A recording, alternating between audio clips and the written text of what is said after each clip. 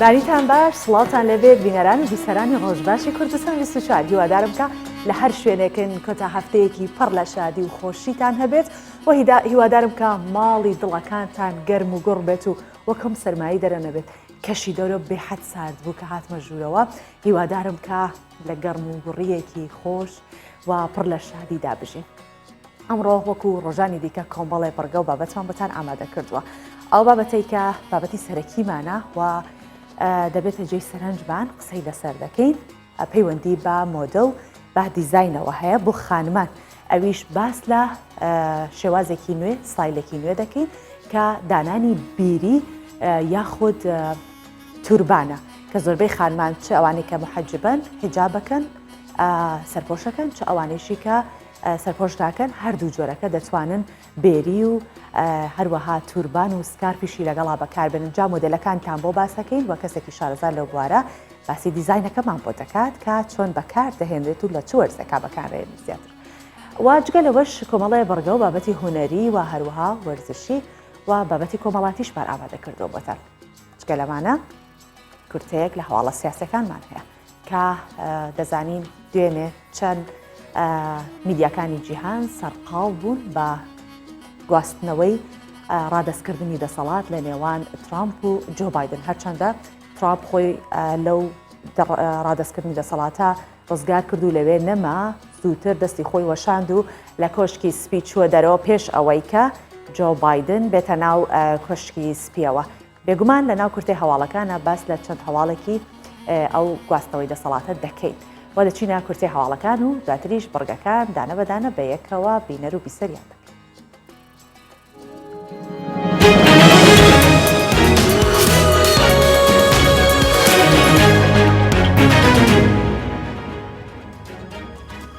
سەرۆکی حکوومەتی هەرێمی کوردستان پیرۆزبایی لە جۆ بایدن و کەمەلا هاریس دەکات. مەسرور بارزانی سەرۆکی حکوومەتی هەرێمی کوردستان لە تویتەری خۆی بە بۆنەی دەستبەکاربوونی وەک 46مین سەرۆکی ئەمریکا ڕای دەگەنێت گەرمترین پیرۆزبایی لە جۆ بایدن سەرۆکی ئەمریکا و کەمەلا هاریس جێگیری سەرۆکی ئەمریکا دەکەم. سەرۆکی حکوومەتی هەرێمی کوردستان ڕاشی دەگەێنێت با پەرۆشەوە چاودێری کارکردن دەکەم لەگەڵتان بۆ بەهێزکردنی پەیوەندیەکانی نێوان هەرێمی کوردستان و ئەمریکا و هەروەها بۆ هەوڵدانی هاوبەش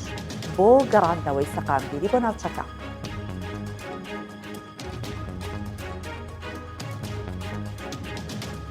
جۆ بایدن وەک 46مین سەرۆکی ئەمریکا دەست بەکار بوو و ڕایگەاند لە پڕێکی نوێ هەڵدەدەینەوە. جۆ بایدن سەرۆکی ئەمریکا دوای سەردانی بۆ کڵێسا ڕایگەاند سەرۆکی تەواوی ئەمریکیەکانە بەبێت جیاوازی چونکە ئەمە دیموکراتیەت و هەموو شتێک 100% دەبێت. بایدن جەختیشی کردەوە لە پەڕەیەکی نوێ هەڵدەدەنەوە و ئەمڕۆ ڕۆژی دیموکراتیەت و هیوا و ئومێدە. 46مین سەرۆکی ئەمریکا گوتیشی خەڵکانی سپیپێست و خەڵکانی ڕەشپێست هیچیان زیاتر نییە و هەموو کارێک بۆ پاراستنی ئەمریکا دەکەین.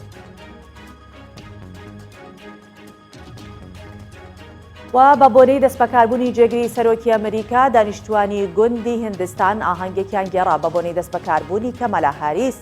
باڕەچەڵک هندی وەک جێگری سەرۆکی نوێی ئەمریکا هاوکات وەک کاردانەوەیەک بۆ دەربڕینی خۆشی و شادی دانیشتوانی گوندێکی هیندستان ئاهەنگیان گێڕا. هەروەها نوێژ بۆ سەرکەوتنی هاریس دەکەن. گروپێکی ئافرەتان و پیاوان جلوبەرگی سپیان پۆشیوە. هاریسیش لە هیندستان لە دایک بووە پێش ئەوەی گەشت بکات بەرەو ئەمریکا بۆ خوێندن لە زانکۆی کالیفۆرنیا و شوو بە پیاوێکی بەڕەچەڵک جامایکی بکات وەک ئاماژەیەک بۆ واتای ناوی گوڵی لۆتۆس کە جۆرێک گوڵە ناوی کچەکەیان ناوە.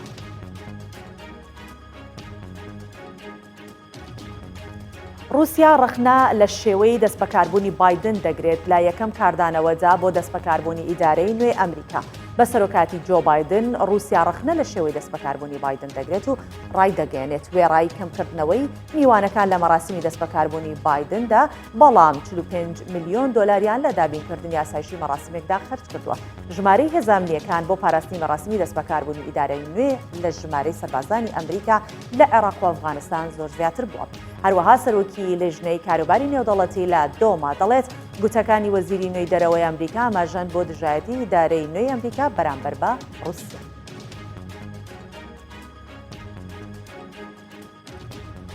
تەندروستی جیهانی کۆرۆنای نوێی لە 6 وڵات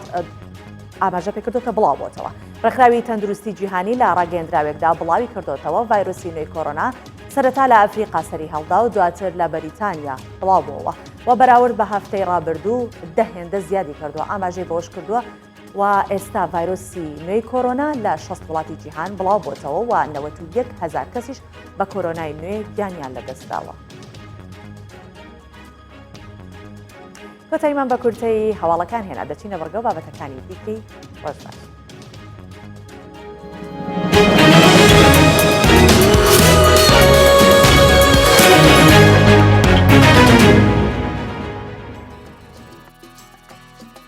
ئێمە هەر جارە و توانای کوردێک ئەگەر لە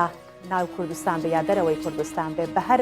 کارێک کە ئەنجامی دەدات دەردەخەین و توانەکانی دەخەینەڕوو. ئێستا باس لە کوڕا کوردێک دەکەین کە خەڵکی هەورامانە و ئێستا لە شاری ئۆپسلای سوید دەژی. پاش بڕینی قۆناغەکانی خوێندن توانی ببێتە فڕۆکەوانێکی لێهاتوو. ئەسیر کاکەوەیس کە باوکی شەهیدە و بەتەنیا لەگەڵ دایکی و خوشکەکەی بەرەو سوید کۆچ دەکەن، دەڵێ پشتیوانی دایکم بووە کە هاندانێکی باش بووە بۆ ئەوەی بتوانم سەرکەوتن لە کارەکەم بەدەست بێنم. لەم فیچەرە پەیامنێری کوردستان 24 لە سوید ژیان و چۆنێتی کارکردنی فڕۆکەوان ئەسیر دەخاتە ڕووبا پێکەوە بیبی. ڕۆژ باش، من ئەسیر کەیکاوس دانیشتووی وڵاتی سویدم. لێرە عادەتەن من ڕۆژانە درنگ لە خەوڵستم چکە ئیشەکەی من زیاتر ئازادم لە ڕێگەی کۆمپیوتەرەکەمەوە سەرپەرشتی 2 تا 3 کۆمپانیا دەکەم. تا نیوەڕۆ نیوەڕۆژ سەردانیێک لەو کۆمپانیانە دەکەم چکە خۆم بەشدارم تایە تاکو ئێوارە لەوێ دەبم. ئێوارەش ئێتکات لەگەڵ هاوڕێ و ماڵەوە بەسەردەوە. من خەڵکی شاری هەڵەبجە و هەورامانم. 1999 بە چەند ساڵێک دوای شەهید بوونی باوکم لەگەڵ خوشکەکەم و دایکم هاتینە وڵاتی سوید. ئەو کاتم تەمەنم 10 ساڵ بوو و دەستم کرد بە خوێندن. هەموو قۆناغەکانی خوێندنم لە سوید تەواو کرد. 2009 شاهادەی تەکنیکی مەکینەم وەرگرت و 2017 بڕیارمدا کە فڕۆکەوانی بخوێنم. بۆیە لە زانکۆیەک بە ناوی سڤەنسک بلودبیلنینگ لە یەتۆبۆری دەستم پێ کرد و لە ماوەی 2 ساڵ تەواو بووم. و دوای ئەوەش بە دوواداچوون یەکەم ئیشم بە بۆنێک بارودۆخی کۆرۆناوە بە کەمێک دواکەوتوم، بۆیە مەجبوروم ئیشی تر بکەم. لەگەڵەوەی کە هاتمە وڵاتی سوید ئەرکێک و ماندووبوونێکی زۆر، زەحمەتێکی زۆر، وڵاتێکی نوێ، کولتورێکی نوێ، زمانێکی نوێ، سیستەمێکی نوێ، هەموو شتێک نوێ بوو، بەڕاستی زەحمەت بوو. بەڵام بە بۆنەوەی کە من دایکم لە پشتم بوو و هیوایەکم هەبوو، هەوڵم یاو بە ماندووبوونێکی زۆر گەشتمە هیواکەم، گەشتمە ئەو شتێک کە ویستومە هەموو ژیانم بیکەم. حەز دەکەم هەموو کەسێکی کە ژوا بێ، هەموو کەسێکەش ئەو ڕاستیە بزانێت کە هەر شتێکی بێت پێی ئەگات. بەڵام گرنگە کە ماندوو بووی بۆی کە قەت بێ هیوانە بی. هیوام وایە کە ئەو کولتورە بتوانین بگۆڕین، بیکەین بەوەی کە هەموو کەس بۆ هیواکەی خۆی هەوڵ بدا. لەبەرەوەی ڕۆژێک لە ڕۆژان ئێمە شۆک و هەموو میلەتەکانی دنیا کە بووین ساحێبی وڵات و نیشتیمانی خۆمان بتوانین بە پێی زانایەکانمان و پێی تواناکانمان خزمەتێ بکەین. کاتێکە بۆ فڕۆکەوانی دەخوێنی 3 جۆر هەیە. جۆر یەکەمان پێڵێن PPL بۆ کەسانەیە کە بەس بۆ خۆشییانەوە بۆ منەوەکو ئەمڕۆ ئێمە هاتین تارێکمان قەرز کرد و پیاسەیەکی پێ بکەین یان سەفەرێکی پێ بکەین یان هەر بۆ گەشتێکی شارەکە بگەڕین. بەشی دووەمیشیان ئەوەیە کە پێڵێن CPL، ئەوەیە کە توانی ئیشی پێ بکەین، واتە تیارە گەورەکان لێ خوڕی وەکو ئیش بەکاری بێنین. بەشی سێهەمیشەیە پێڵێن ATPL و من بەشی سێهەمیم خوێندووە کە بەرزترین نیانە. پێڵێن ATPL وەکو وتم ئەوەیە کە تۆ هەتاکو کۆتایی ئەخوێنیت، بۆ نمونە بی بە کاپتن،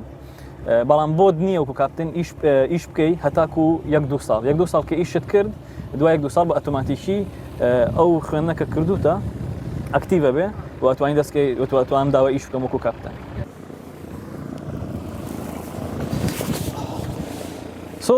هوني دين تاك شو ميكا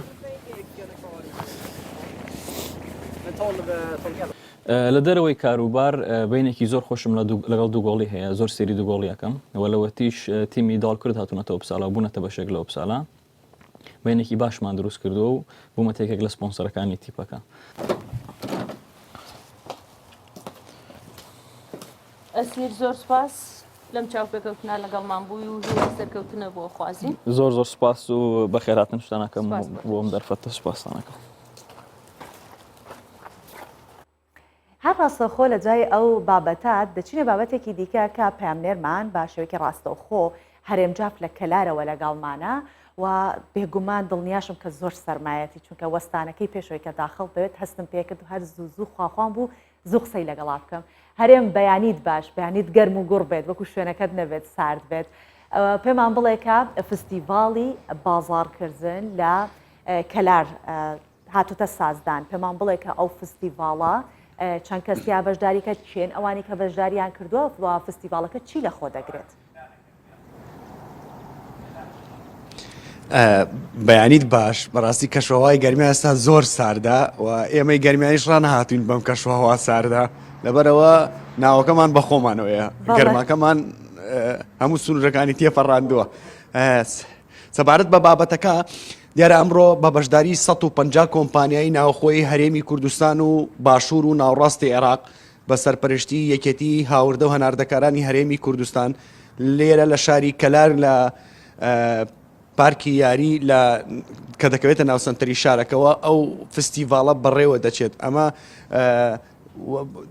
دیارە یەکەمین فستیڤاڵی بە بازاڕکردنیشە لە سنووری ئیدارەی گەرمیانە کە 150 کۆمپانیای ناوخۆیی و لەسەر ئاستی هەرێمی کوردستان باشوور ناوڕاستی عێراق لەم فستیڤاڵەدا بەشدارە بن و چەند ڕۆژێکیش دەخایەنێت دیارە کۆمپانیەکان هاتوون چەند ڕۆژێک هاتوون خەریکی خۆڕێخستنەوەن خەریکی ئەو شوێنانە کە دابینی دەکەن و جێگای باشیان گرتووە و ئەو کەلوپەل و خۆراک و ئەو شتانەی بەرهەمی دێنن نمایشی دەکەن و لەگەڵ ئەوەیشدا سەوزە و میوە و ئەو بەرەو بوومە جۆرا و جۆرانە و ئەو کەسانەی خاوەنی براندن و ئەو لەسەر بەدەر لە کۆمپانیەکان لەسەر ئاستی تاکیش ئەوانەی دەسڕنگینن ئەوانەی خاوەنکارن لێرە بەشدارە بن. بەڵێ زۆر سپاس دەکەین هەرێم زۆر سپاس دەکەین کە لەگەڵمان بوویت و ئێستاش لەوە زیاتر ڕات ناگرم شوێنەکەی ساردە و پەیامەکەت گەیشت بەو هیوایی کە ئەو فستیڤاڵە بە شێوەیەکی ڕێکپێک بەڕێوە بچێت و دەستەکانی تۆش خۆش بێت. سپاس. بەڵێ دەینە سەر تەوەری سەرەکی بەرنامەکەمان کە باسمان لێوە کردمان باسی مۆدلێکی نوێ یاخود دیزاینێکی نوێ دەکەین کە ئێستا لەوەتەی سوشیال میدیا هەیە زۆر ناو خانمانە بڵاوە کە ئەو شێوازە بەکارهێن دەکەن بە مۆدل و فۆتۆی پێوە ئەگرن و زۆرێک لە خانمان بەکاری دەهێنن کە خانمێکی دەستڕەنگین نوێترین مۆتێلەکانی ئەو با بڵێین توربان یاخود ئەو بێریانە نمایش دەکات کە شەوق ئۆرگانزایە یاخۆ بەخێر هاتی شەوق ئۆرگانزا یانی چی شەوق ئۆرگانزا؟ شەوق ئۆرگانزا ناوم شەوقە ئۆرگانزا هاتوێتەوە لە قوماشی ئۆرگانزام زۆر حەزم لێتی ینی لە بدایەت لە کۆنەوە زۆر حەزم لەو قوماشەیە ئیتر بیرم لەوە کردم کە ئەمە ببێتە کە ناوی خۆم کە براندی خۆم ببێتە ناوی ئۆرگانزا چکە زۆربەی ئیشەکەم بە قوماش کاری قوماشیە جۆری قوماشێکە واتی جۆری قوماشێکی بەدلات هەم ناوت هەم کارەکەشت دیزاینیە هەنیە من فاشن دیزاینەرم باشە ئەو قوماشە تایبەتە بۆ عەزی حەفلە ئەو شتانە زۆر زۆر حەزم لێتی لەبەر ئەوە ئەم ناوم وەرگرتووە. زۆر باشە شەوق ئێستا ئەو ستایلە نوێیە کە خۆشت کردو تا ئێستا ئەمەیان بێریە کە خۆت کردوتە ئێستا لەناو خانمانە شێوازی بێریکردن و توربانیش بۆ ئەوانی کە لەچکەکەن حیجاب بکەن یاخود هەیشە بەبێ کە حیجاب بکات بەکاریانهێنێت چۆن بوو کە تۆ حەزت کرد ئەم شێوە دیزاینە بێنیتە ناو کوردستان و خەڵکێکیش سەیرت کات و چاوت لێ بکات؟ بەنسبەت دەست پێکردن طبعا من لە 2014 خەریکی ئەم ئیشم مەجموعەی ڕەفیق و خزم حەزی لە تۆربانە خۆت ئەزانی لە بازار و لە ینی مارکتی اعتیادی شتی تۆربانی تجاری هەبوو زۆر معاناتیان هەبوو لەگەڵەوە بچووکە و قوماشی زووخوری ئەبێ و خلیسکە و بزەبط و زۆر ینی داپۆشی هەموو سەر ناکە یان هەندێک جار گوێ ئێشێت ئەو نەبە ئەوانە زۆر بەتوندی دروستیان کردووە. من بیرم لەوە کرد کە شتێکی جوان بۆیان دروستکەم کە شتێکی قوماشی زۆر باش بێ عزيتي سر عزيتي قش خوت زاني يعني سر بوش هنا عزيتي قش أكا من أو كشانة هم حلم كرد لنا أو تورباني كخوم دروستكم بنسبة قماش زور هاي كواليتي به بنسبة حجم وشرشي لسر زور بيت زور جوان بوستي بالضبط بير لو اشتانم كردو ك ريك لو داوای ئەو کچانە بۆیان ئەەکەم. طبعاً ئەم تۆربانانە بەتایبەتی بۆ حیجاب نییە چکە ینی کۆستیمەری خۆم زۆربیان حیجاب نییە ینی هەنێکیان ئەیبەن وەکو کڵاوێکی بەتایبەت لە کاتی زستان ئێستا بۆ نمونە بۆ ئەم وەرزە بۆیش بزەبت زۆربەی کچەکان حەز لێ نییە وەکو کڵاوێکی ئەتیادی ئەوانەی کە هەمووی لە خوریە کات و ملپێچێک هەیە زۆر لەسەر ئەکات هەیە حەزی لێ بەتایبەت دەرچێ بە شێوازێکی ستایل دەرچێ لەو تۆربانانە لەسەر ئەکات لە کڵاوێکی پێم بڵێ تۆربانەکان ئەو قماشانەی کە بۆ تۆربان بەکارەهێنێت من بەکارم هێناوە هەندێکی خلیسکە چ جۆرە قماشێک باشە کە تۆربانی پێ دروستکەیت قەدیفە باشە یاخود جۆرە قماشی تایبەت هەیە ئەمانی کە من بۆ ئەو خەوشتم لابرد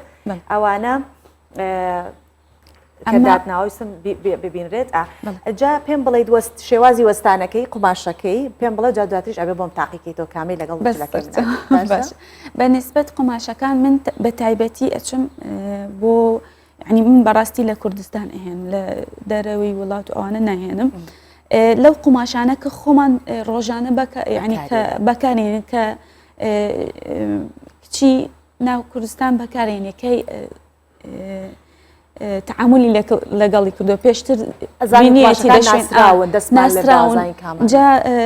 هەڵبژێرم کە ئەم قماشە زۆر حساسیت دروست نەکە عزیێتی سەر چکە خۆتە زانی لەسەر گوێە لەسەر ئەوە ناوچاوان تۆزە حساسیت دروستەکە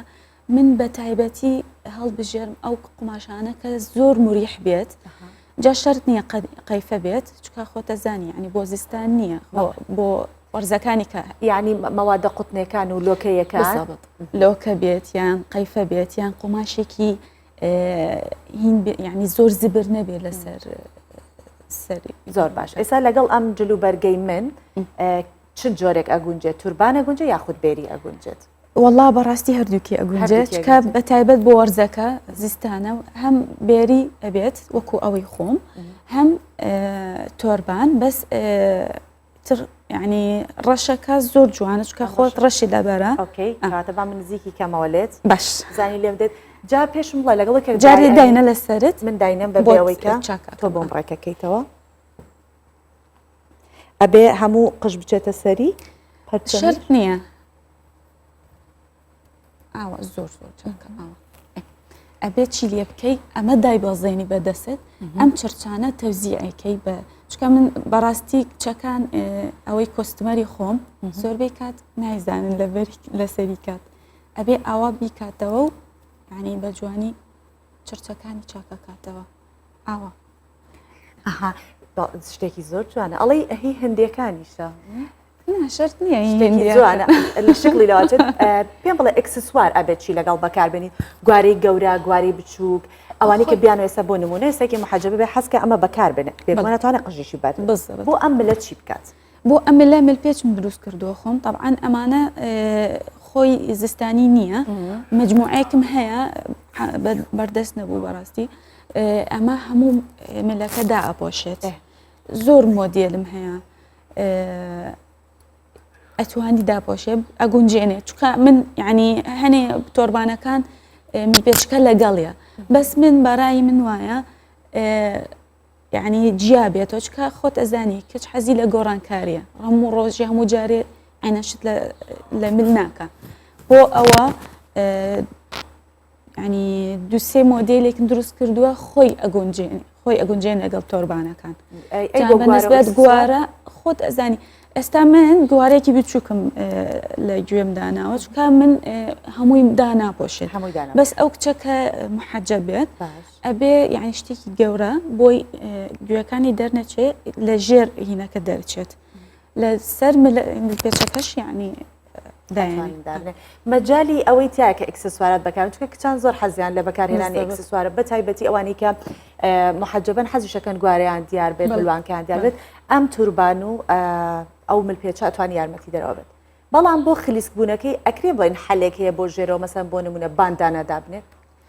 خۆم بەڕاستی ئەو تۆربانە کە خۆم دروست دەکەم خلیسکانی نییە یعنی ئەتوانێ ژێر هینە خاڵەکەی لەوەیە کە بالفعل واشە ئێستا هەست دەکەم کە ناکەوێت دەستم ناکەوێت ناکەوێت چکە من ینی بەڕاستی دایکم باکاری هێنێ بێ کاپی ژێرە ها کاپەکە کاپە بچووکەکان ئەتوانی بێ ئەوە چکە خۆتە زانی بۆ بۆ هینە عەفو وەرزی گەرمە ناتوانانی ئەم هەموو شتانە لەسەر کات بۆیە من ئەو شتانم دروست کردووە کە ناخلسکە و پێویستی بە ژێر کاپ نییە زۆر چاکە پێم بڵێ چگە لە توربان و جگە لە بێری دیزایانی شتی دیکە دەکەی کە ئەکسسوارات بێ بۆ سەر بەڕاستی من زۆر دزانی لە مێشمان هەیە ینی ئەمەوە بیکەم بەس ینی بەبێ کات دروست دەکەم ئێستا ئەم بێری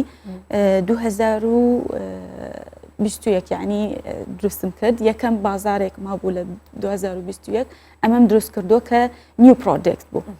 ئیشاڵڵا مانگێک داهاتوو ئیشاڵڵا شتی تازە دروستکەم بیر لە ئەکسسوارات بیر لە هەر هێت پیس ینی ئەو پارچانەی بۆ لەسەر سەر دائەنرێ بۆکوانش کە لەسەر شاشەکە دیارە ئەو بۆ ئەو کۆمەڵە کەسە بەکارت هێناوە ئیتر مشکم زۆر یعنی فکرم هەیە کە ینی ئەگونجێ لەگەڵ تۆربان ئەگونجێ لەگەڵ بێرێت باسی ئەوەت کردوتت بەشداریت کردووە بە بازارکردنی شەکەی بۆ ئەمانە ئەمڕۆژ پێشنگایەک هەیە بەشداریکە بەچی بەشدارەبی لەناو پێشنگ ئەمڕۆ پێشنگایەکم هەیە بۆ دەستڕەنگین بۆ ژنانی کورد کە بەرهەمی خۆیان هەیە کە لە کوردستان دروست دەکرێت بە تایبەت بۆ ژنان ئەم بازارە ئیشاڵڵا لە فامیلی مۆڵە بێت بازارەکە بۆ 3 ڕۆژ بەردەوامە من بەشداریم کردووە بە تۆربان و بێری و سکارف نازانم ئەگەر ئەم سکارفانە بینی من حەزەکەم ڕەنگەکان بەکارین کە لەسەر لەگەڵ هەموو شتێک ئەگونجێ ئێستا ئەگەر ئەمە تەماشا ئەەکەی لەگەڵ جلەکانی خۆت ئەگونجێ لەگەڵ جلی خۆمیش لەگەڵ جلی تۆش ئەگونجێ وایە چونکە ڕەنگی مۆر و یعنی هەموو ڕەنگەکانی تایە بزەبت سکارفەکان ویستم ئەوە بزانم سکارف دانانی توربان بێری ئەگەر بۆ مناسەباتێک بێت بۆ بۆنەکان چ جۆرێک بەکارهێنرێت بۆ بۆنەکان بۆ بۆنە ئەبێت ئەمە بەکاربێنیت بۆ شوێنی ڕسمی ئەبێت بۆ ئاهەنگ ئەبێت باسی ئەوانە بۆ بکە باسی ئەو تۆربانەی کە لەسەر جەنابەت ئەم پارچەی شیفۆنی پێوەیە ئەمە تابعێکی وەکو بۆ مناسەبات ئەبێ هەم ئەم یعنی بەشی سەرەوە کە قەیفە و ڕەنگی سادە کە ئەگونجێ لەگەڵ دەوامە یعنی ئەگونجێ بۆ هەردووکی ئەتوانی لە دەوام و لە مناسەبات مجموعەیەکم هەیە طبعاً بەردەست نییە یان ئەتوانی وەکو ئەم هینە ئەم دانتێلە مجموعەیەکم لایە کە پولەک بە پولەک دروست دەکەم ئەم بۆ ینی ئەوش دروست دەکەم دوو پارچەی هەنێ هەمووی پولەکە ئەمەی دوو پارچە وکو ئەمەیە ئەگونجێ بۆ دەوام و ئەگونجێ بۆ مناسەباتیش زۆر باشە با من تو دەبێ مناو ژیانی تایبەتی تۆوە ئەم کارە بۆ ئەومە کە لە بەرویکە کچانی دیکە هەوڵی ئەوە بدەن بۆتە ئەوەی کە تۆ بتانی بەکارێکی دەستی خۆت سەرچاوی ژیانت دابین بکەیت یاخود ناوەکو ئارەزوو خولیایەکە کە ئەنجامی ئەدەیت خۆی بەڕاستی کە دەست پێ کردووە کە هیوایەت بوو یعنی من زۆر حەزم لە شتی وردە و پێشتریش ئەکسسواراتیشم دروست کردووە وردە هاتە سەر هێت پیس دروست دەکەم پێشتر هیوایەت بوو دوایی بوو بە ئیشێک بۆ خۆم کە پرۆدکت دروست دەکەم کە بیر لەوە کە کچەکانی ناو کوردستان حەزی لە چییە بیر لە چی ینی شتی تازە لەسەر کات بوو بە ئیشێکە شەوق داوا لەسەری زۆرە بەڵێ زۆرە یعنی ئێستا ناوەکەم ناسراوە یعنی کە شەوق ئۆرگانزا تایبەتە بە تۆربان و بێرێت زۆر باشە دەستەکانت خۆش بێت سپاس کە لەگەڵمان بووی ئامادە بووی بە شێوەیەک بیڵێم کە ئەمە ئیستیقلالەتێکی مالی بۆ تۆ دروستەکە هەروەها بۆ کچەکانی دیکەش کە حەز بەکاری دەستیەکەن دروستی بکەن پەرەی پێ بدەن بۆی لەسەر پێی خۆیان بوەستن و بەردەوامیدان هەمیشە وا دەکات کە تۆ سەرکەوتوبی هیوادارم کە بەردەوام بی و زۆر سپاس کە لەگەڵمان زۆر سپاس بەڵێ پێکەوە ئێستا دەچین بینەری کەش و هەوای شارەکانی کوردستانی گەورە دەبین بزانین ڕەوشی کەش و هەوا بە چ شێوەیەکە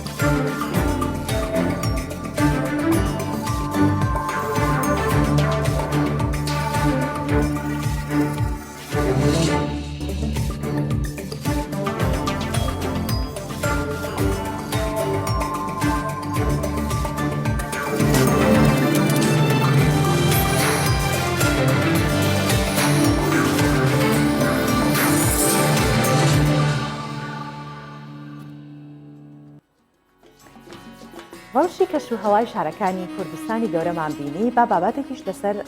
کەش و هەوا باسکەیت باکووری کوردستان ئەم ساڵ ئەتوانین بڵین لە پلەی لە ڕیزبەندەکە لە پلەی یەکەم بوو لە ڕووی بەفر و سەرماوە بەهۆی شەپۆلی بەفربارینی چەند ڕۆژی ڕابردوو کە تا ئێستاش بەردەوامە ڕێگەی زیاتر لە 1000 گوند و ناوچەی نیشتەجێبوون لە باکووری کوردستان داخرا لە هەندێک ناوچەش 70 سنتیمتر بەفرباری بوو لە ناو ڕێگاکان وای لێکردبوو کە ڕێگەکان دابخرێت لە دیاربەکریش بەفر تەواوی قەڵا و شوێنە مێژوویەکانی داپۆشی بوو تیمەکانی ڕێگاوبانیش کاتەکانی کارکردیان زۆر زیاتر کرد هەوڵی ئەوەیاندا کە خەڵک بتوانێت هاتوچۆ بکات بە چەندین ئامێر و شێوە توانیان ڕێگاکان لە بەفر پاک بکەنەوە با پێکەوە بینێن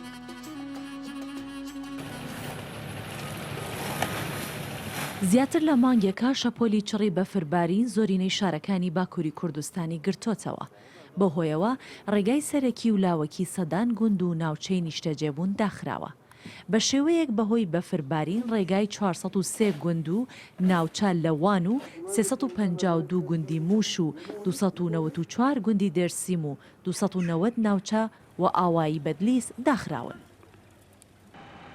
هاوکات بەفربارین جگە لەوەی هاتوچۆی نێوان پارێزگاکانی پچڕاندووە هەروەها ڕێگای 30 گوند لە ماردین و 281 گوند و ناوچەی دیکە لە بێنگۆل داخراون. تیمەکانی تایبەت بە پاکردنەوەی ڕێگاوبانەکانیش ستافی کار و کاتژمێرەکانی کارکردنیان زیاد کردووە و بەردەوام سەرقاڵی ڕاماڵینی بەفر و کردنەوەی ڕێگاکانن. شەپۆلی بەفربارین لەگەڵ ئەوەی ژیانی ئاسایی هاوڵاتیانی تا ڕادەیەک تێکداوە، بەڵام دیمەنی سەرنجڕاکێشیشی بە پارێزگاکانی باکووری کوردستان بەخشیوە. وەک دیارە بەفر شوێنەوارە مێژوویەکانی وەک قەڵا، مزگەوتی گەورە، مۆزەخانەکانی ئیچگاڵا، ئۆنگۆزۆل، زیاگۆ کاڵپ و چەندان شوێنی دیکە کە هەمویان لە لیستی شوێنەوارە مێژوویەکانی جیهان لەلایەن یونسکۆ تۆمارکراون، ئێستا بە بەفر داپۆشراون. ئەوەش دیمەنێکی جوانی جیاوازی بە شارەکە بەخشیوە. بەفربارین و دابەزینی پلەی گەرما بۆ ژێر نزیکەی 20 پلەی سفری سەدی کاریگەری نەرێنی کردۆتە سەر ژیانی ئاسایی هاوڵاتیان و بەردەوام بەردەم دوکان و ماڵەکانیان لە بەفر پاک دەکەنەوە. داواش دەکەن تیمەکان هەوڵی زیاتر بخەنەگەڕ بۆ ئەوەی بە کەمترین ماوە شەقام و ڕێگەکان بکرێنەوە و هاتوچۆ ئاسایی ببێتەوە. لەلایەکی دیکەوە بەهۆی دابارینی بارانی بەخوڕ و بەفربارین چەند تاشەبەردێکی گەورە هاتوونەتە ناو ڕێگەکانی باتمان و هاتوچۆی ئۆتۆمبیلی ئەستەم کردووە. تیمەکانی ڕێگاوبانیش بە ئامێری شۆفڵ و بلدۆزەر سەرقاڵی کردنەوەی ڕێگاکانن و داوا لە هاوڵاتیان دەکەن کەمێک پشوو درێژ بن، ئاگاداری ڕێگا سەرەکیەکان و دەرەکیەکانیش بن.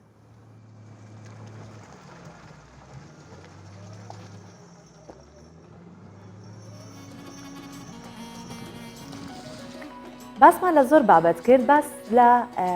شتێکیش بکەم کە تۆزە حەزی خواردنتان بجوڵێنم بەم بەیانیە کە ئێستا ئاری حسێن لە ئاکرێەوە لەگەڵمانە لە شوێنێکە من لە پشتی ئاریەوە دەبینم کە کاهی دانراوە. ئاری پێم بڵێ کاهی کەرکووکە هی ئێمەیە، بەس بزانم چۆن گەیشتۆتەوێ. هەرچەند سیر نییە لە هەموو کوردستانە خواردنەکان لە شوێنەکان دادەنرێت کە خەڵکی تریش تام و لەزەتی لێ بکات، بەڵام پێم بڵێت چەندێک خواست لەسەر کاهی هەیە و ئەو کاهیە خۆشە بەیانیان تۆ تامت کردووە باسی شتانم بۆ بکە بزان چیت ئامادە کردەوە بۆم بەیانیە.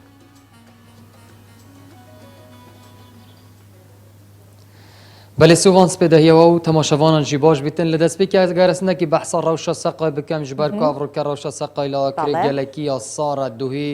heta kuş direnganên şevê jî befir dibarî li çiyayê pêrîsî û herisan çiya Akirê û serê sada û bakirman û vancên henê et nava senterê qeza Akirê de heta ku beriya çend demjimêrekên kêm jî dî her baranbarîn ya berdam bû vêgavê pilên germiyê tinê 4 pilene li Akirê yanî rewşa seqay gelekî ya sara et nava vê rewşa seqaya sar da hiç gumanek didadîne ku mirov spêdehiya zû hes ketin digel seqaya sar êdî xwarinekê bixwetin ku germ bêtin ev ca eger ku hindek tamên şîrînahiyan jî li ser binan ku qaymaq ev tiştên henê ev xwarina henê jî ku kahiye êdî spêdehiyan ev xwaranê dite xwarin sebaret bi kahiye ev demekê dirêj nîne meselen ku li Akirê derketê bîtin lê ev mahekê Kurd li Akirê êdî kahî ji yadê te diristkirin nava vê cihî dayê ku em lêne ji bo ku em bizanîn wan çawa kahê îna Akirê çawa dirist dikin çend xastekê li ser heye ez dixwazim ku gel xelanê xwe pam ku vêgavê ew mijîlî diristkirin wan eger ji kerema xwanekê tu bêye vêrekekî pêşwar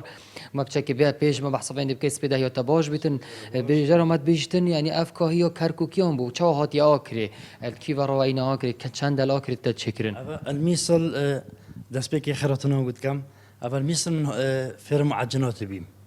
کە کۆهی خۆنەکە سڤەکە ئەغلبیە گەل قەیماغێتە دەخۆرن ئەوە مایەکێ کێمە من ئینە ئۆکرێ کول میسل بیم فێرە معجناتە بیم ئەوەش من ئینێرە و ئەطعامت هەین کەڤانێ لە پرتقالە هێلە دووبای کام شیرە کوردی بێژنێت دووبای و ئەو هەڤیرەوێ بدون خمۆلی تتا چێکردن دون فقط يعني چی دیگە گەل چێنەکان کو ئەوەیە çawa te te çêkirin eger tu me behs yanî xelkeke tişt malet xweş da vê kahiyê dirist bike بچێکە زەحمەتە چێکی سێ مەرحەلەنە و بتە هەشت طبقە وەکی نۆسکەنانە کام بژنی نۆسکەنان بەلێ کە هەڤیرێش هەڤیرێ بەس پیچەکە خۆیە و دونێ خمۆلیە کە دونێ حیوانی ئەوێ دیکە شیرە دووبایە ئەطعامت تێدا ڤۆنێ لە پرتقالە و گەل قەیماغێتە دەخۆرن سپێدەوە Akirê xastek çend ser e talabiya çend ser heye طلبێکە زورە هەی کە سپێدەوەن گەل قەیماغێ وەکی دیکەش کە نیڤڕ و پشتی نیڤڕ و مەغرە ڤۆ دەمۆ سۆدەیە بەس سپێدەوەن گەل قەیماغەیە طلبێکە زور سەر و کە سەفەرە بیت دووبە جدایە و کە کۆهیش جدایە. سپاس دەست خۆش بووتە ئەگەر تو کاری خۆ بکەوە بەڵێ سبحان واکە کاوت دەنە دیارکردن دیارە کاوت بیشتن ئەف کاهی واکەتە گوتی کوتەگوتی هەل کەرکووکی وانیان وان مووسڵی ئاینە ڕەنگە زیاتر وان جێنهانەی پێدا دروستکردن کۆلڤێرەت بژین ناسکەنان زیاتر و ئەوت بیشتن زیاتر لە سپێداهیان قەیماغت گەلتە خۆرم پاشانژی گەلک شریناهێندی گەل هەنا ئەگەر کار کەسێک بخوازیتن گاوتن یا لە هەمی خۆشتر ji bo vînanî ew ku nanekî gelekî sivikê dîbû spêdahan renge xwarneka tendrûst bîtin. بەڵێ زۆر سپاس دەکەم ئاری بێگومان لە کەرکووک خواردنێکە کە بەیانیان زۆر خەڵک خواستی لەسەرەتی بۆیە منیش دەڵم لە کەرکووکۆ بن دەزانم کە هی مۆستەبەستمە بەستمە لە کەرکووکی شەوە چۆن چۆتە ئەوەوە و هیوادارم تۆش تامی بکەیت ئاری زۆر خۆشە بە قەیماغەوە سەر شیرەیەکی گەرمی پیا ئەکەن و بەدەست ئاوها ئەی خۆی چ لەزەت و تامێکی هەیە لی بخۆ و تامی بکە جا بزانیت کاهی چ تامێکی هەیە ئەوانش کە تامیان نەکردو بێگومان تامی بکەن کاهی زۆر بەلەزەتە دەستەکانت خۆش بێ ئاری ئەم بەیانێت شیرین کردین زۆر سپاس دەکەم بەڵێ باس لە باڵندە زستانیەکان دەکەم دەلتای گەدیزی لە باکووری کوردستان ئەوە تۆمار دەکات کە زیاتر لە 300 جۆری باڵندەی جیاواز لەوێ هەیە چاودێرانی باڵندەش ئاماژە بۆ جۆر و ناوچەی باڵندەکانیان کردووە داواکاریان پێشکەش بە یونسکۆ کردووە تا ئەم ناوچەیە چونکە ئەو جۆرە باڵندانە جیاوازەریتیایە ببێتە میراتی سروشتی لە جیهان و لەوێ تۆمار بکرێت ساڵانە سەدان باڵندە سەردانی کەناراوەکانی باکووری کوردستان دەکەن و پۆل پۆل گەشت دەکەن لە ناویشیاندا باڵندەی فلامینگۆ یەکێک بووە لەو جۆرە باڵندە دەگمەن و سەرنجڕاکێشانە کە دیمەنێکی جوان و ناوازەی بە ناوچەکە بەخشیەوە با پێکەوە ئەو دیمەنە جوانانە بەم بەیانیە ببین هاتنی سەدان باڵندەی دەگمەن و جۆراوجۆر بۆ دەلتای گەدیز لە باکووری کوردستان وا دەکات ئەو ناوچەیە بەرەو یونسکۆ بەرێت و داواکاری بۆ تۆمارکردنی میراتی سروشتی جیهانی بکات چاودێرانی باڵندە پێیان وایە هاتنی ئەو باڵندانە بۆ ئەم ناوچەیە دەگەڕێتەوە بۆ ئەو سەرچاوە دەوڵەمەندە ژینگەیەی بۆ ژیان لەو ناوچەیەدا ڕەخساوە بۆ هەموو بوونەوەران مەبەستمانە ئەم ناوچەیە بپارێزین بۆیە دەستمان کردووە بە ئەنجامدانی لێکۆڵینەوە لە جۆری ئەو باڵندانەی دێنە ئەم ناوچەیە و جۆری ژینگەکەیان و باڵندە زستانەکانیش هەژمار دەکەین. دەلتای گەدیز کە لە ئەنجامی کەڵەکەبوونی ئەو لیتەیەی دەیان هەزار ساڵەی ڕووباری گەدیز هێناوێتی لە کەنداوی ئیزمیر کۆبووەتەوە دروست بووە یەکێکە لە گەورەترین دەلتاکانی خۆرهەڵاتی دەریای ناوەڕاست کە ڕووبەرەکەی 40,000 هێکتار دەبێت لەم وەرزەشدا میوانداری نزیکەی 300 جۆری باڵندە دەکات و بۆتە ژینگەیەکی لەبار بۆ باڵندە ئاویەکان بە تایبەت فلامینگۆکان کە هەر لەوێدا زاوزێ دەکەن و زیاد دەکەن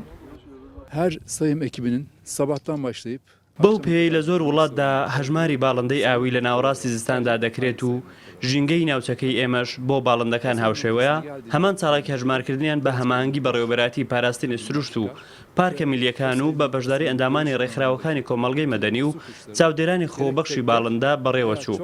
دەرەنجامی ئەوەش دۆزینەوەی چەندین باڵندەی دەگمەن بوو. پسپۆران لە چەند خاڵێکی دیاریکراودا لە ڕێگەی تەلەسکۆپ و دووربینەوە باڵندەکانیان یەک بەیەک لەسەر شێوەی گروپ ئەژمار کرد و نەورەسی هەزاریان بە تەنیا بەدی کرد کە زۆر دەگمەنە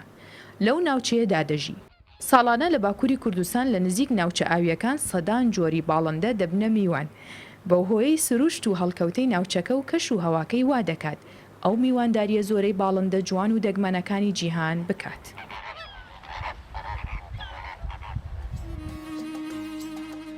بەڵێ کەمێ باسی فلامینگۆ بکەم کە فلامینگۆ سمبولی ئازادی و عەشق و جوانیە بۆیە زۆر جار وێنەی فلامینگۆ لەسەر هەندێ دیزایانی جلوبەرگ دەبینین لە هەندێک شوێن وەکو تیمسالێک دروستی دەکەن و لەسەر شوێنەکان دایدەنێن و شوێنەکانی پێ دەڕازێنەوە و فلامینگۆکان بێگومان باڵندەیەکی زۆر جوانن بۆیە سمبولی وەک باسم کرد ئازادی و جوانی و عەشقن ئێمەش حەزمان کرد بەم بەیانیە سمبولی ئازادی و عەشق و جوانیتان لەو ئینهاوسا پێپشان بدەین کە هاوکارم هاژە ئامادەی کردبوو. ئێستاش بەیەکەوە دەچینە بەهای دراوە بینیانیەکان و نرخی زێر کە لە بازاڕی هەرێمی کوردستان بە شێوەیەکە ببینین و وەک دەبینن کە $100 ئەمریکی بەرامبەر بە 145,800 دیناری عراقیە 100 یۆرۆ بەرامبەر بە 176,250 دیناری عراقیە 100 پاوندی بەریتانی بەرامبەر بە 198,000 دیناری عراقیە 100 لیرەی تورکی بەرامبەر بە 19,500 دیناری عراقیە و 100,000 تومەنی ئێرانی بە 6500 دیناری عراقیە. مسقالێکیش زێری عیار 24 تان با پێ بڵم چەندێکە کە 433,000 دیناری عراقی و مسقالێکیش زێری عیار 21 بە 382,000 دیناری عراقیە. وە لە کۆتادا مسقالێک زێری عیار 18 بە 325,000 دیناری عراقی. هەموو میدیاکانی جیهان مەشغوڵن بە بایدن و جۆ بایدن و گواستنەوەی دەسەڵات لە ترامپەوە بۆ بایدن. تەواو ئیتر باسی ترامپ کۆچایی پێ نایێت لەوەشە چێت زۆر لە مۆداگۆمان لە ناوی ترامپێت و ئەستان ترامپیزمێکیش دروست ببێت سیاسەتی ترامپیزم. و بەڵام باس لە جێل بایدن دەکەین. جێل بایدن هاوژینی سەرۆکی ئەمریکا چونکە ئەم بابەتە گەرم و گوڕا بۆیە حەزمان کرد بزانن جێل بایدن کێیە. جۆ بایدن پۆستی خانمی یەکەمی ئەمریکای وەرگرت جێل بایدن و یەکێک بوو لەو خانمانەی کە کۆمەڵێک جیاوازی لەگەڵ خانمانی یەکەمی دیکەی ئەمریکا هەیە. لەم راپۆرتە زیانیاری زیاتر لەسەر خانمی یەکەمی ئەمریکا جێل بایدن دەزانن. با پێکەوە بینەروی. جیل بایدن 46مین خانمی یەکەمی ئەمریکا و هاوسەری سەرۆکی ئەمریکا جۆ بایدن یەکەمین خانمی یەکەمە لە ئەمریکادا کە خاوەنی بڕوانامەی دکتۆرایە و هاوکات تاکە خانمەکە لەو پۆستەدا خاوەنی 4 بڕوانامەیە و مامۆستای زمانی ئینگلیزیە. جیل بایدن یەکەمین خانمی ئەمریکا یاخود فەرست لیدیە کە لە دوای ڕۆیشتنی بۆ کۆشکی سپی دەستبەرداری کارەکەی نابێت و بەردەوام دەبێت لەوانە گوتنەوە. جیل لە ساڵی 1975 بۆ یەکەمین جار لەگەڵ جۆ بایدن ئاشنا بوو. لەو کاتە جۆ بایدن سیناتۆری ئەمریکا بوو، جیل بایدنیش خوێندکاری زانکۆ بوو. ئەوان دوای ئاشنابوونیان پێکەوە ژوانیان بەس. لە دوای ئەوەی کە بوونە خۆشەویستی یەکتر، جۆ بایدن 5 جار داوای هاوسەرگیری لە جیل کرد و هەر 5 جارەکە ڕەتکرایەوە. بەڵام دوجار لە ساڵی 1977 پێکەوە هاوسەرگیریان کرد و خاوەنی یەک کچن بە ناوی ئەشلی بایدن. جیلی تەمەن 69 ساڵان یەکێکە لە پاڵپشتە سەرەکیەکانی جۆ بایدن لە هەموو قۆناغەکانی ژیانی بە تایبەتی لە ڕووی سیاسیەوە. جیل هەموو کات دەڵێت جۆ کار دەکات بۆ ئەوەی ئەمریکایەکی باشتر بنیاد بنێت. ئەوی شانازی دەکات کە هاوسەری جۆ بایدنە و پۆستی خانمی یەکەمی ئەمریکای پێدراوە. دێنا فەریقی کوردستان 24. بەهۆی ڕێکار و ڕێنمایەکانی خۆپارێزی لە ڤایرۆسی کۆرۆنا زیاتر لە ساڵێک بوو هاتوچۆ و جوڵەی گەشتیاری لە ناوچەی کشمیر وەستا بوو. نەکار لە کشمیر لە زۆربەی وڵاتانی جیهان ئەو کەرتە کێشەی تێکەوت. ئێستا گەشتیاران دەتوانن سەردانی ناوچە گەشتیاریەکان بکەن بە تایبەتی چیای هیمالایە و دوای ئەوەش ئەو دۆخە بووە هۆی ئەوەی کە کەمێک ئاسایی ببێتەوە. ئێستا ئەم کاتە خەڵک دەتوان سەردانی ئەو شوێنانە بکەن. ئێستا گەشتیاران لەسەر پشتی بەلەمەکان لە بەرزایی چیاکان لە ناو بەفر کاتەکان بەسەر دەبەن و ئێمەش لێرە پێکەوە بینەر دەبن. لە ناوچە کەشمیر لە ڕۆژئاوای هندستانê piştî demeke dirêj ji têkçûna aborî bi sedema karantînê û qedexeya hatin û çûnê ji bo rêgirtin berbelavbûna vîrusa korona ku di sala derbasbûyî de hatibû cîbcîkirin careke din geşbûna geştyariyê li çiyayê Hîmalaya li wê navçeyê vedgere wekî berê. Berfê navçeya Golmarkê li Bakurê Keşmîrê spî kiriye. Geştyarên navxweyî yên derve berê xwedana wê deverê û tevahiya hotel û cihên geştyariyê jî tije bûne. Piştî got berînha ew hotel vala bûn û du kesî serdana deverê nedikir. Ev çend me hebûn em weke di zindanê de bûn. Di mal de me kar dikir. Ji ber vê yekî me hezir kir ku di sala 2021 da em bi awekî cuda dest pê bikin. Heye em ji duduliyê xilas bibin û hest bi xweşiya süriştê bikin. Ji ber vê yekê em li Keşmîrin.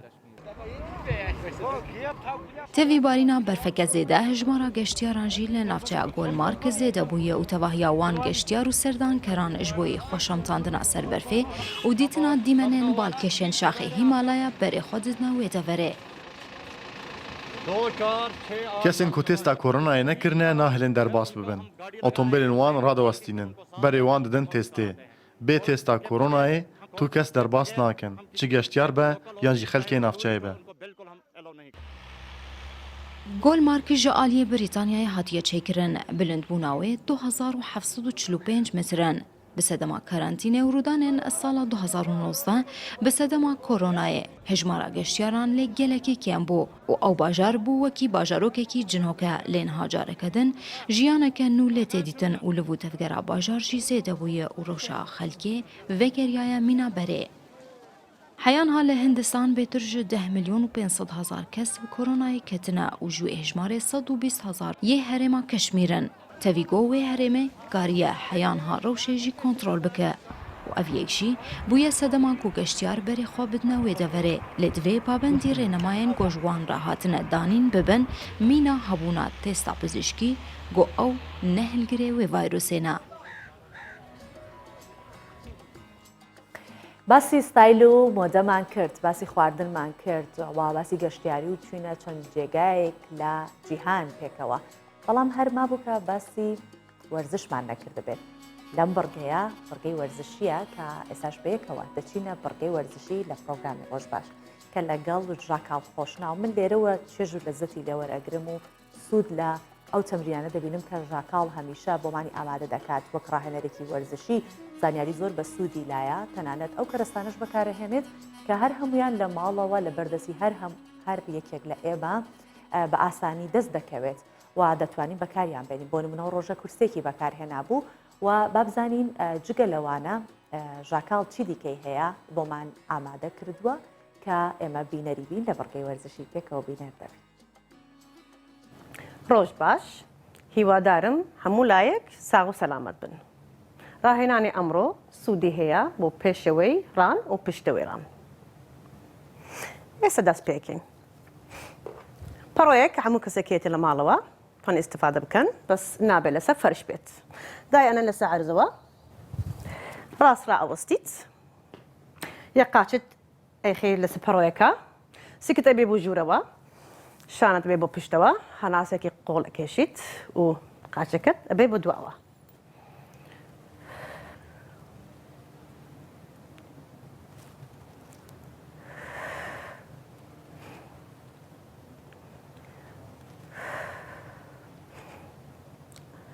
ئەم ڕاهێنانە چوارجاران 12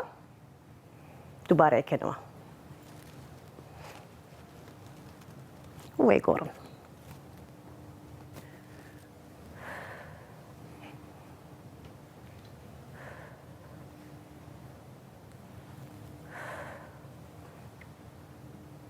جوولەی دووەم ئەچی بۆ ڕاست نەفەسەکێشیت ئێ بۆ سەرەوە. چوارجاران 12 دووبارەیەکەیوە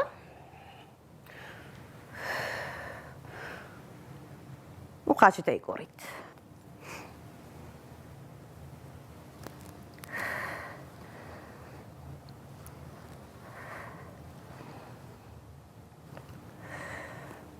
جوولەی سێم هیت بۆ خوارەوە لەسەر ئەژنۆ دانیشیت دەستەکانت ڕاست بێت سکت ئەبێ بۆ ژوورەوە پشت ڕاست بێ دەستی ڕاستت ئەیبێ بۆ ڕاست. ئەوە سوودی هەیە بۆ ماسوولکەکانی سەرەوەی لەش.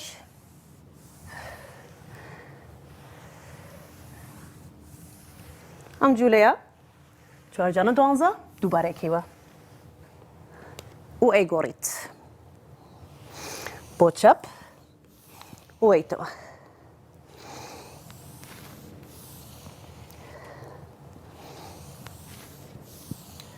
ئاگادار بن پشتان ڕاست بێت سکتان بن بۆ ژوورەوە و نەفەس بکێشن.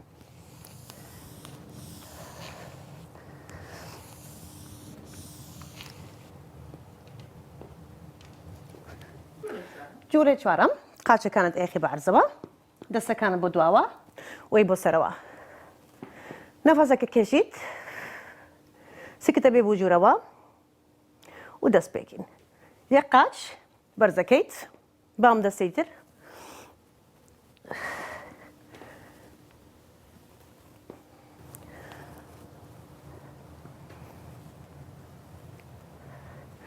سێ جاران 12 دووبارەیەکەوە.